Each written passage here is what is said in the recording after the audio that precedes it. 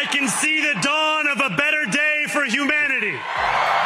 ইতিহাসে খুব কম সময়ই এমন মুহূর্ত আসে যখন আমরা পুরনো থেকে নতুনের পথে পা বাড়াই। নিউ ইয়র্কের মেয়র নির্বাচিত হয়ে ভারতের প্রথম প্রধানমন্ত্রী জওহরলাল নেহরুর এই ঐতিহাসিক ভাষণ উদ্ধৃত করেই নিজের বিজয় উদযাপন করেছেন Zohran Mamdani. We're going to make buses fast and together New York. We're going to deliver universal.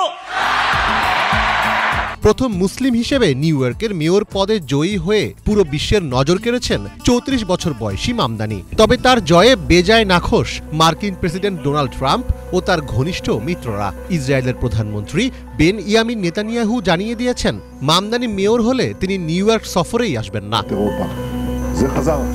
গত ২১ জুলাই এক পডকাস্ট অনুষ্ঠানে জোহরান মামদানির কঠোর সমালোচনা করেছিলেন নেতানিয়াহু। তিনি বলেছিলেন, মেয়র নির্বাচিত হলেও এক মেয়াদের বেশি টিকবেন না মামদানি। আর নেতানিয়াহুর এই ঘোষণা বাস্তবায়ন করতেই হয়তো এবার উঠে পড়ে লেগেছেন কট্টর ইসরায়েলপন্থীরা।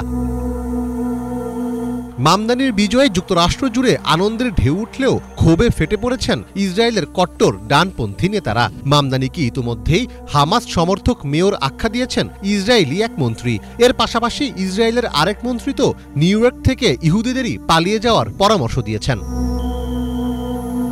৬ নভেম্বর এক প্রতিবেদনে এই তথ্য জানিয়েছে সংবাদ মাধ্যম টিআরটি ওয়ার্ল্ড। সংবাদ মাধ্যমটি বলছে, নিউ ইয়র্কের মেয়র নির্বাচনে জোহরান মামদানির বিজয়ের পর শহরটির ইহুদি নাগরিকদের শহর ছেড়ে পালিয়ে যেতে পরামর্শ দিয়েছেন আমিচাই চিকলি। তিনি ইসরায়েলের প্রবাসী বিষয়ক ও ইহুদি বিরোধিতা দমন বিষয়ক মন্ত্রী। মামদানির জয়ের পর সোশ্যাল মিডিয়া প্ল্যাটফর্ম এক্সে এই কট্টরপন্থী মন্ত্রী লেখেন, যে শহর একসময় বিশ্ব স্বাধীনতার প্রতীক ছিল সেটি এখন হামাস সমর্থকদের হাতে তুলে দেওয়া হয়েছে। তিনি আরও লেখেন, নিউ ইয়র্ক আর কখনো আগের মতো থাকবে না, বিশেষ করে এখানকার ইহুদি সম্প্রদায়ের জন্য।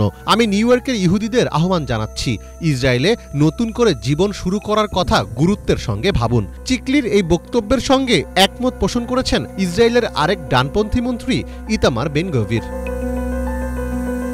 দীর্ঘদিন ধরে ফিলিস্তিনের পক্ষে অবস্থান নেওয়া মামদানি সাম্প্রতিক সময়ে ইহুদি বিরোধিতা ও ইসলাম বিদ্বেষ দুটিরই প্রকাশ্য নিন্দা করেছেন। তিনি নিজেও ইসলাম বিদ্বেষের শিকার হয়েছেন। মেয়র হওয়ার পরও তিনি স্থানীয় ইসরায়েলপন্থীদের কারণে চ্যালেঞ্জের মুখে পড়বেন বলে মনে করছেন অনেকে। নিউ ইয়র্কে একটি বিশাল ও প্রভাবশালী ইহুদি সম্প্রদায় রয়েছে।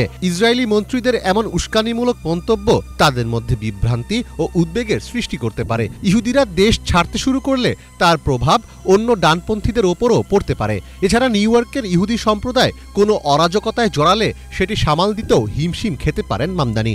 ফলে এই সম্প্রদায়ের আস্থা অর্জন ও নিরাপত্তা নিশ্চিত করার বিষয়গুলো মামদানি কিভাবে সামাল দেবেন সেটি এখন দেখার বিষয়।